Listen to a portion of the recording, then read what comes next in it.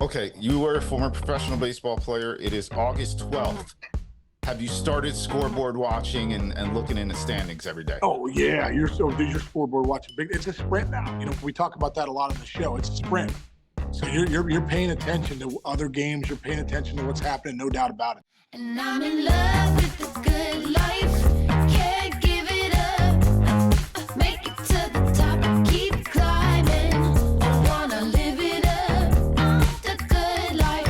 I'm coming up. I'm coming up. The good life. Good life. Oh, good life. Good life.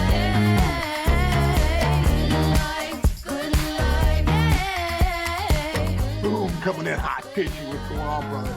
Coming in hot, man, from the guy, Sean Casey, who is one of the few people who goes on vacation during the week and then he works the weekend, is what happened for you this week, right? Yeah, dude. I was in Manasquan all week, and then dude, it's an hour from the studio. Even last week, dude, I worked MLB Central in the morning one day, and I drove up. Wow. I drove up on like Tuesday morning. I was on the beach by 12:30. It was incredible. So, I worked Saturday night. I'm working this week, and then I'll be home this week, and then getting ready to take Carly to Fordham, bro. My daughter's going to Fordham. I mean, you want to talk about tear jerking? Not going to be able. I'll be a mess. Carly's my first daughter going. You know what I mean? And she, dude, and she, she's the one around the house. We just love having. She's the best. She's the Carly girl. So, yeah. You raise your kids to watch them fly, bro. It's crazy, man. Crazy. Yeah. All right. Well, good luck with that. We got a lot to get to today. A lot going on over the weekend. We got new power rankings from our boy Will Leach at MLB.com. I'm going to reveal them to you right now. They're interesting, but I like them. I'll just read down the list and we'll pick a couple out. He's got number one, the Orioles, who were previously number two. They passed the Phillies, who were previously number one. Phillies are now number two. Yankees are three. They jumped up from five. Dodgers are four. They have not moved. Brewers five, previously six. Guardians six, previously three. Padres seven, stayed there. Twins eight. They were 12. That's a big one. D-backs 9, they were 15, and I'll go to top 10. Royals 10, they were 9. So a couple jumps on there, and he's got the Orioles as the number one power ranked team in baseball. What say you, Sean? I see it. And especially, hey, listen, Jackson Holliday has given them this second time up, getting called up, has given them, a big boost, no doubt about it. I think some of the trades they made, getting Zach Eflin has been a nice little piece for them. Corbin Burns is pitching like a Cy Young guy, and that lineup is still the real deal. The bullpen's been good, so I understand that. What's crazy is, dude, the two best records in the game are the Orioles and the Yankees out of the East. It's so funny as a Yankee fan. Oh, the sky's falling. And you look up, they have 70 wins. It's just like the standard for the Yankees is so high. Yeah. But hey, man, that Orioles team. They're loaded, man. They got a lot of good players, and they made some good moves at the deadline, and I have no complaints about them being number one right now. Yeah, and by the way, to your point about the Yankees and the Orioles, that's how the wild card started back in the day. What was it? The Giants didn't make the playoffs and they had 100 wins, like second or third best record in the league back then. And thank goodness we have the wild card, and thank goodness we have the wild card. The Dodgers. When the Dodgers, remember the Dodgers Giants had like 105 wins each. Yeah, ridiculous. Yeah, and one of them didn't make the playoffs. Let's dive in super quick on the Padres. They're sticking at 7, but you like this team a lot, right? You like what they're doing. I really like what they're doing, and I think AJ Preller did a great job at the break, loading up on the bullpen help, getting Tanner Scott from the Marlins. What they've done is great. And don't forget about Luis Ariz was the guy that got in May. You know what I mean? That's one of those ones you kind of forget about. But I think one of the guys, dude, they're making a run, and a big reason they're making a run is because of their rookie Jackson Merrill. Man, this guy's an absolute stud. He's had so many home runs down the stretch here when the Padres have made this run in the West. They're 3.5 back now of the Dodgers, but they're making that run in the wild card and for the division. And dude, Jackson Merrill hit a game-tying home run against the Pirates. He hit one out in San Diego again. He hit another one against the Marlins the other day. They came back from being down 7-4. I mean, he's in the middle of everything. Then he came up with a big single in the 10th. Like, dude, this guy rakes.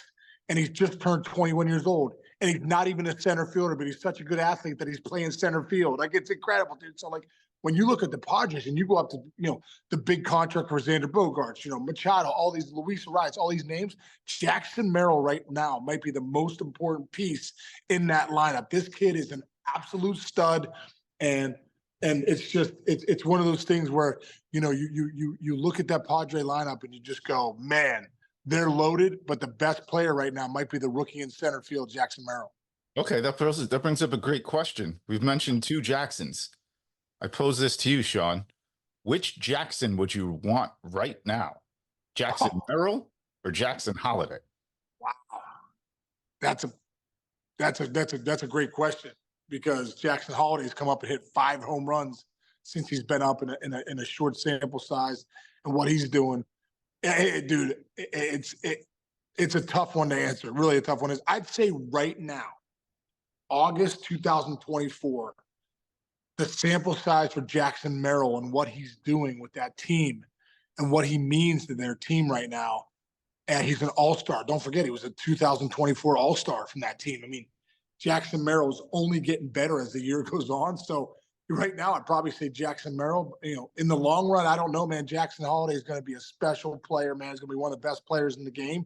So, how about the riches of Jackson Churio too, out in Milwaukee. You got Jackson Merrill and you got Jackson Holliday. I mean, you kidding me? They're all the same age too. So must have been something in the air back in the day when women were, having babies 21 years ago. They were just Jackson had to be the number one name out there for boys. Yeah, I gotta look that up. I wonder why that is. That's pretty. If you want your kid to be a big league ball player, name him Jackson. There you go. We found that out. Let's go super quick.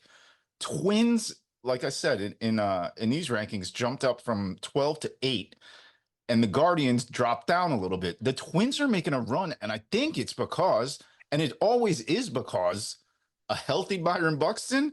The Twins are a little different, man, when he's there. They're just a different team when he's doing well. And he can't always stay on the field. So, well, here's the thing with the Twins, dude. They are good. That's a good ball club right there. And Buxton's having a great year. Correa's having a great year.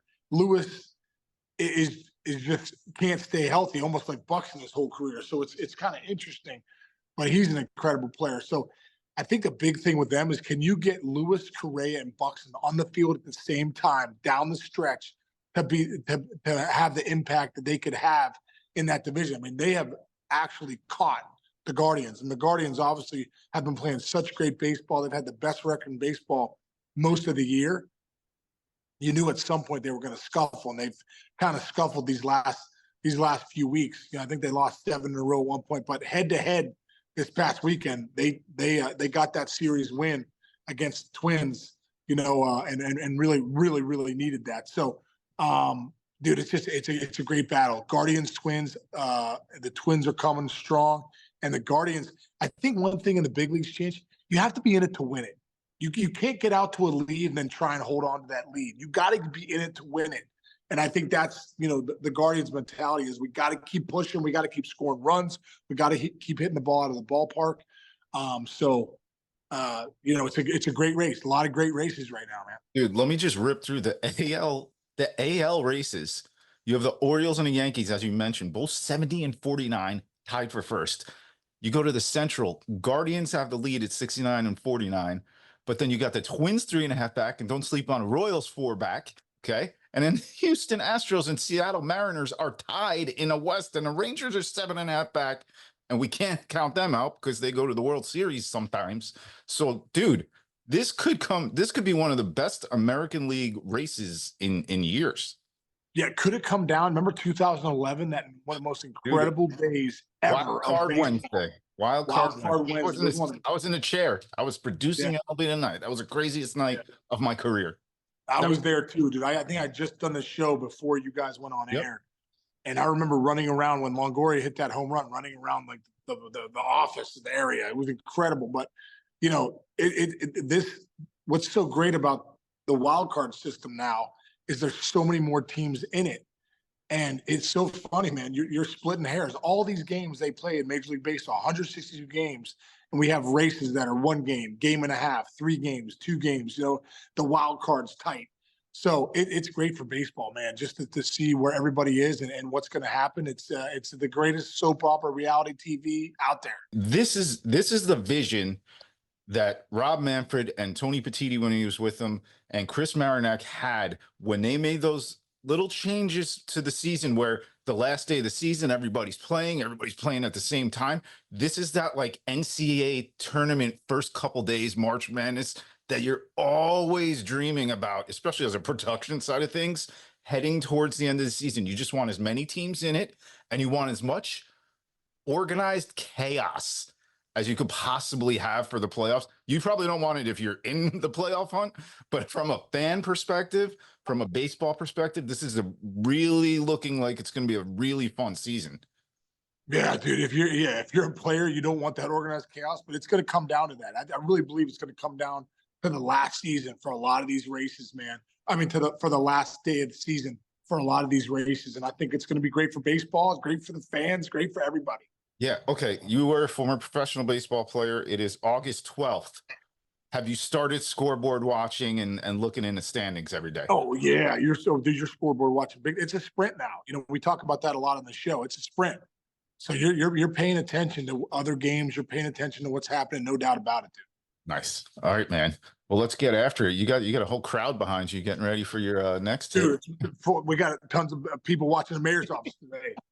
Full house. One of these days, Chance. One of these days. Yeah, one of these days. We're going to have a crowd, bro. I love it. All right, brother. Hey, one thing to tease, big time for tomorrow. We haven't talked about this team today because we're saving it a little bit for tomorrow. We have a very good guest. Yeah, dude, we got Garrett Mitchell coming on tomorrow from the Brewers. Great first-round pick, 2020's come up. We've been swinging the bat a little bit. It's a great young kid, so it's going to be a great episode tomorrow. Can't wait to dive into some stuff on Pat Murphy, how well they've been playing, Devin Williams being back, how Christian Yelich has helped him, or some of the guys in that team. So looking forward to that talk tomorrow with Mitchell. Yeah, I want to ask him too. He fought back from some injuries, and now he's here, and he's here to stay. So we're really excited about that, and they're really excited about that. So it's going to be a great show tomorrow, great show today, and we got the whole week going this week. Yeah, brother, love it, man. Great seeing you, brother. Happy Monday to everybody, to you and everybody. Thanks for listening. We'll catch everybody tomorrow with Garrett Mitchell.